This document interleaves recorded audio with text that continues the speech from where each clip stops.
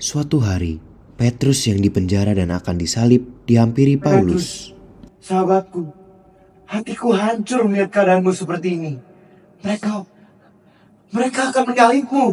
Paulus, mengapa engkau bersedih? Bukankah ini suatu kehormatan bagiku? Aku akan mengikuti jejak Tuhan Allahku dalam kematian. Tetapi cara mereka adalah penyaliban. Itu adalah kematian yang paling mengerikan. Kematian ini jauh lebih mengerikan daripadaku. Ia adalah anak Allah yang tidak berdosa dan dihukum disalib layaknya seorang penjahat. Sementara aku hanyalah rakyat biasa yang penuh dengan dosa. Aku tak pantas mati seperti yang aku.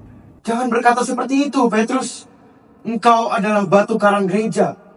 Iman engkau telah menginspirasi banyak orang. Paulus, batu karang sesungguhnya adalah Kristus itu sendiri. Aku hanya tangan perpanjangannya. Narapidana Petrus, Kaisar Nero telah memutuskan hukumanmu. Waktumu telah tiba.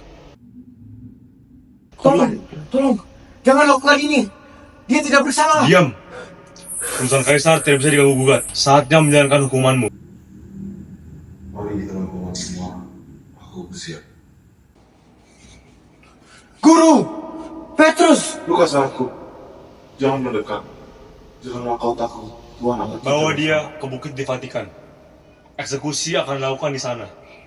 Lukas dan Paulus pun mengikuti Petrus yang dibawa prajurit. Kita harus tetap kuat, Lukas. Iman Petrus akan menjadi warisan bagi kita. Aku tidak bisa membayangkan gereja tanpa dia. Rasul yang mulia. Petrus, engkau diberi kesempatan terakhir untuk menyangkal Kristus dan tetap hidup. Aku hidup sekali untuk Bapakku dan mati sekali untuk Bapakku. Aku tidak akan pernah Baik. menyalahkannya. Salibkan dia. Salibkan Petrus. Tunggu. Aku punya satu permintaan terakhir. Permintaan apa lagi? Aku tidak pantas mati seperti yang aku. Biarkanlah aku disalib terbalik. Biarkanlah kepalaku yang berada di bawah dan kakiku yang ada di atas. Layaknya aku tak pantas untuk memandang kerajaan surga seperti ini. Lakukan seperti yang dia minta. Guru! Ya Tuhan, kuatkanlah hambamu ini. Ya Tuhan, dalam tangan-Mu lah serahkan kau. Selamat malam Bu Rosa, kenalkan saya Dharma dan saya memerankan peran Petrus dalam drama ini. Dari peran Petrus saya belajar bahwa kita sebagai manusia sudah di tingkat apapun kita harus selalu rendah hati, selalu bersyukur, tidak meninggikan diri sendiri.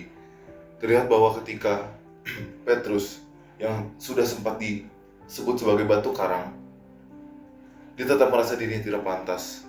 Dia tetap merasa bahwa Kristus adalah batu karang yang sesungguhnya, dan kita hanyalah perpanjangan tangannya. Di situ dia menunjukkan bahwa dia sangat rendah hati. Dia tidak mau meninggikan dirinya sendiri dan selalu mengedepankan Tuhan dalam apapun. Terima kasih. Halo Bu Rosa, saya Duncan dari kelas 11 nomor absen 10 dan saya dalam kisah Petrus ini berperan sebagai Lukas dan juga Paulus. Yang saya rasakan selama menjadi aktor dalam kisah ini adalah rasa terharu. Saya merasa terharu karena Petrus sangat kuat terhadap imannya. Meskipun telah diberi kesempatan untuk menyangkal Yesus satu kali agar dia bisa hidup, ia lebih memilih untuk mati dibandingkan untuk mengkhianati Yesus. Ia rela mengorbankan segalanya untuk Tuhan dan ia sangat setia kepada Tuhan. Itu membuat saya sangat terharu. Kemudian, karena sebelumnya Petrus sudah menyangkal Yesus sebanyak 3 kali, maka ia berkomitmen untuk tidak mengulanginya lagi. Saya sangat tersentuh oleh komitmen dan juga kesetiaan Petrus terhadap Tuhan. Komitmen saya untuk kedepannya yaitu untuk tetap setia kepada Tuhan. Mau saya dalam kondisi senang, kesulitan, ataupun sedih, saya akan tetap selalu setia dengan Tuhan. Selain itu, saya juga akan rela mengorbankan segalanya untuk Tuhan, seperti Petrus mengorbankan dirinya untuk Tuhan. Dalam kehidupan sehari-hari, saya bisa mengorbankan waktu-waktu, contohnya seperti untuk bermain game. Saya bisa mengorbankan waktu tersebut untuk misalnya membaca Alkitab, berdoa, melayani Tuhan dalam gereja dengan menjadi misdinar, dan lain-lain. Saya berkomitmen untuk mengorbankan hal-hal duniawi untuk Tuhan. Selamat malam Bu Rosa. Dari saya memainkan peran sebagai komandan dalam kisah Rasul Petrus yang sebagai murid pertama Yesus, di mana dia merupakan paus pertama. Saya belajar bahwa iman itu adalah hal yang sangat penting dalam kehidupan ini. Saya menyadari bahwa Rasul Petrus memiliki iman yang sangat kuat, terlebih saat dia ditunjuk oleh Kristus untuk membangun gereja dan menjala manusia. Sehingga ketika saya membaca naskah, ada satu peristiwa di mana Rasul Petrus apabila ingin dibebaskan, dia harus menyangkal Yesus kembali. Tapi Rasul Petrus memilih untuk tidak melakukan hal itu dan tetap disalib. Dan yang menurut saya menyentuh lebih dalam lagi adalah dia memilih untuk disalibkan secara terbalik, karena dia masih tidak layak disalibkan dengan posisi yang sama seperti gurunya. Hal ini menunjukkan bahwa kerendahan hati dari Santo Petrus patut dicontoh oleh kita. Itu adalah hal sangat baik yang saya refleksikan.